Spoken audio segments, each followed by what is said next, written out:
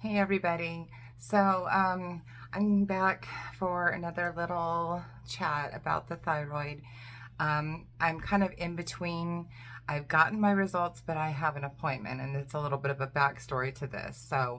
I went for the biopsy, like we talked about last time, and I was waiting for the results. Well, like not even maybe 4 days after I had the biopsy, I got an email from Quest Lab saying I had results ready. So I got the results on one. Um, Now, remember, I had two. I had asked them to please collect a specimen on both of the nodules that were in there. Um, and so when I got just the one, I kind of got a little bit weirded out. So I just waited for a couple days, and then I called Quest Lab themselves and asked them if they only got a specimen for one or if they had two. Well, they actually had both results on their end, but still to this day, today is the 31st of July, 2023, and they still are not showing up on the Quest Lab portal. So anyway, so I asked the lady if she could please email it to me. So I had to go through all these hoops of, proving who I was, proving who the doctor was, the right down to the clinic name, all that stuff. And then she said, okay, based on everything you gave me, I can release these to you. And she emailed them to me. Okay, so both of them are Bethesda category 3.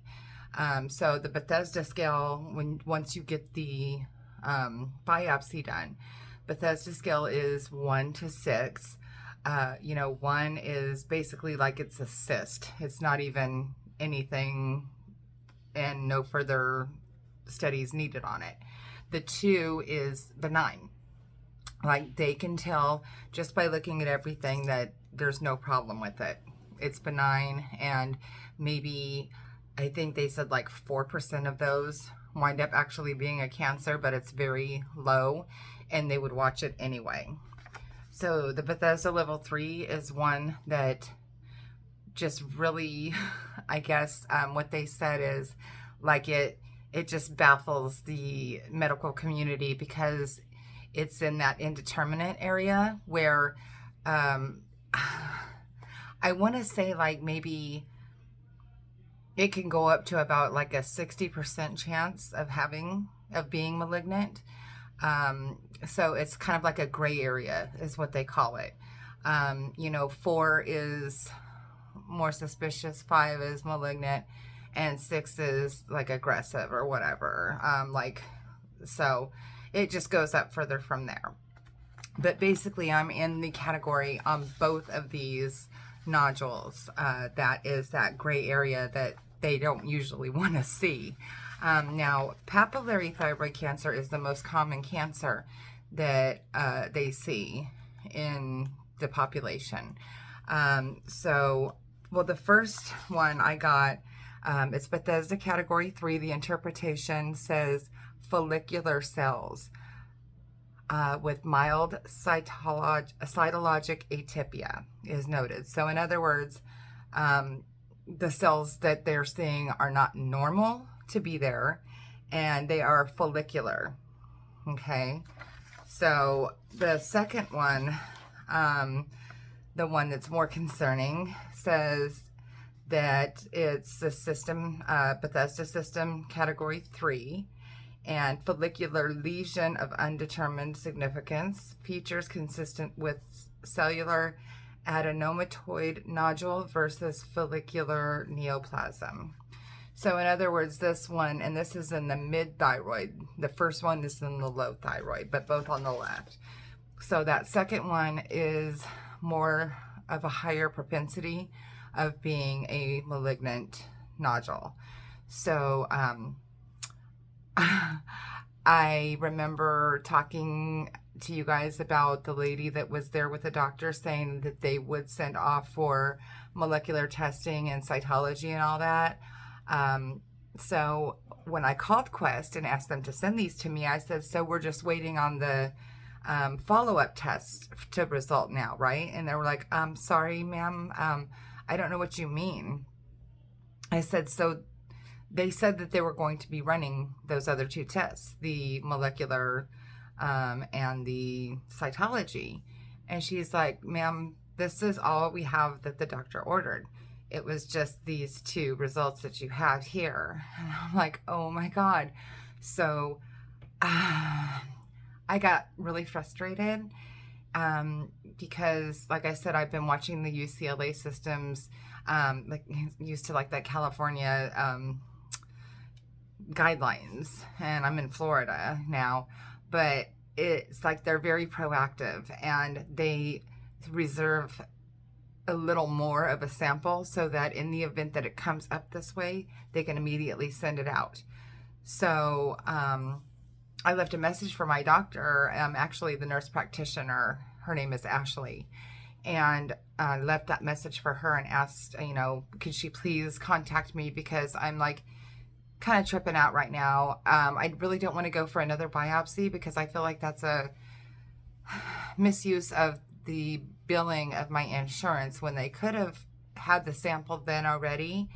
And I just didn't know where we're going from here. So originally I had a follow-up appointment on the 24th.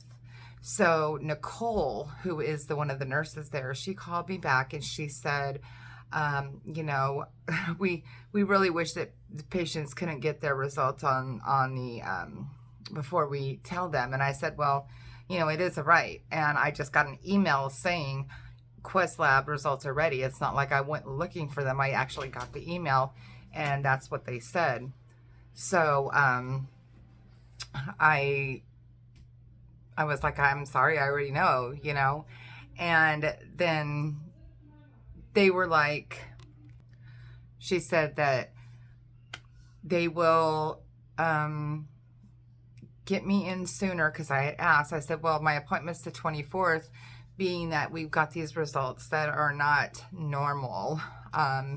Can I possibly be seen sooner? And she's like, yeah, let me look and see. And so I was supposed to be seen on the 24th. Now I got an appointment on the 8th, which is much better. So that, 16 days sooner, 16 days less of waiting to talk to somebody and figure out what we're going to do. Nicole had actually said, well, usually when she was talking about which patients didn't get the results, she said, we would either usually have you come in for another biopsy so that we can send this off for those tests, or send you to the head and neck surgeon. So it just depends on what Ashley wants to do. So in case some of you didn't see the first one, the whole purpose of that molecular testing is to go further in to look and see if it's more likely to be malignant or benign. It goes into the RNA of the cells that they're seeing. And what that does is it groups that into those two categories, whether it's not likely or more likely or malignant, or they can actually see, and it cuts down the need for surgery in half. So this has led to like where normal situation like mine, they would automatically go in, take out your thyroid, or at least that lobe. And you may or may not have to be on medication depending on if the other node, the other side or lobe of your thyroid would be able to function fully for your needs. But if they take out the whole thing, then you're going to be on medication for the rest of your life. So it is a big deal. It's not like, oh, big deal, you've got cancer, we're going to take out your thyroid and everything's going to be fine. No, it's not, because now you are stuck to this medication for the rest of your life to have the hormones that regulate so many things in your body. And, being that I have that lymph node involvement, which is what started this whole ball and chain reaction, that's not something that they want to see. That could be a sign of metastasis. And, it's just, there's so many things that need to be looked at. Oh, and then that whole thing I was talking about, the papillary cancer being the most common. Follicular is less common, and mine are saying follicular. So it's just got a little bit of anxiety right now. I'm not even gonna lie. I've been doing some square breathing. Just putting my hand on my heart and just, you know, or on my chest, and actually paying attention to my breaths to try to calm myself down. I do like meditations and stuff. I really need to do some of that in a little bit here. But it's like now that I was focused on getting the answers and getting a sooner appointment and all that so we can actually figure out what the plan is. So now that we have that a little more solid and locked in, it's feeling real to me. It's feeling like, oh my God, this is really happening. So I will do another video after I see Ashley, and I will update you guys on what the plan is from here. All right, we'll see you guys.